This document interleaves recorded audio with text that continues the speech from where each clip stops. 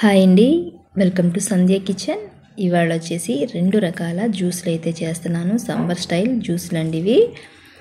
ఇలాగా బాగా ఎండలు ఉన్నాయి కదండి, ఇప్పుడు ఇలాగా జ్యూస్లు ఇంట్లోనే ట్రై చేయండి. చల్లగా చాలా బాగుంటాయి. టీ కాఫీకి బదులు సాయంత్రం టైంలో ఇవి తీసుకోండి. చాలా మంచిది, ఒంటికి కూడా చలవ చేస్తుంది.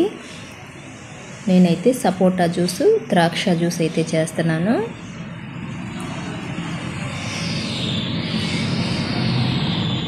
సింపుల్గా అయిపోతుంది. పిల్లలు అడిగినప్పుడు టక్కమని చేసేయచ్చు జ్యూసులు.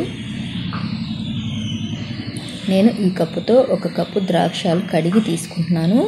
జ్యూస్ జార్లోకి వేసుకున్నాము. పులుపుకు తగ్గట్టు స్వీట్ వేసుకోవాలి కదండి, అందుకని 2 స్పూన్లు పంచదార వేస్తున్నాను. కొద్దిగా గల్లుప్పు, నేను చూపించినంత విధంగా గల్లుప్పు వేసుకోండి. ఇప్పుడు ఇదంతా బాగా మిక్సీ పట్టేసుకోవాలి. మిక్సీ పట్టేసుకొని ద్రాక్ష పిప్పి ఉంటుంది కదా, ఇదంతా వడకట్టేసుకున్నాను. నేనైతే నీళ్లు వేయట్లేదు, నీళ్లు వేయకుండానే ఇలా మిక్సీ పట్టేశాను. ఇప్పుడు 1 స్పూన్ తీసుకొని ఇలాగా అనుకున్నామంటే మనకు జ్యూస్ అంతా బాగా కిందకి దిగిపోతుంది కదా, ఇలాగ మొత్తం వడకట్టేసుకోవాలి.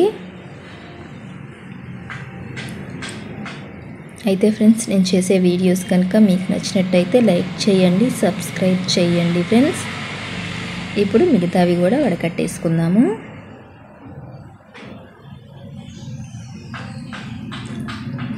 ఇలా వడకట్టుకున్న తర్వాత ఇందులోకి ఒక పెద్ద సైజు నిమ్మకాయ ఉంటుంది కదా, అది 8 ముక్కలుగా కట్ చేసుకొని చిన్న పీస్ ఒకటి తీసుకొని దీంట్లో పిండుకోవాలి. ఇప్పుడు ఇందులోకి ఐస్ క్యూబ్స్ వేసుకుందాము.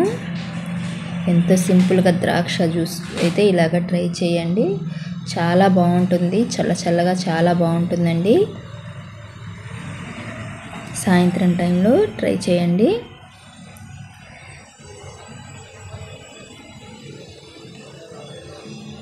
మీకు ఈ జ్యూసులు నచ్చితే లైక్ చేయండి, సబ్స్క్రైబ్ చేయండి. ద్రాక్ష జ్యూస్ అయితే రెడీ అయిపోయింది కదా. ఇప్పుడు సపోటా జ్యూస్ చేసుకుందాము. ఒక 6 సపోటాలు తీసుకుంటున్నాను. పైన తొక్క తీసేసి లోపల గింజలు తీసుకొని ఇందులోకి వేసుకుందాం మిక్సీ జార్లోకి. స్వీట్కి తగ్గట్టు 1 స్పూను పంచదార. ఇందులోకి నేను ఐస్ క్యూబ్స్ వేయట్లేదండి.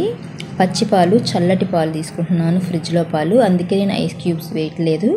ఇంకొంచెం కూలింగ్ ఎక్కువ కావాలంటే ఐస్ క్యూబ్స్ 2 వేసుకోవచ్చు. చూశారు కదా, సపోటా జ్యూస్ కూడా ఎంతో సింపుల్గా అయిపోయింది.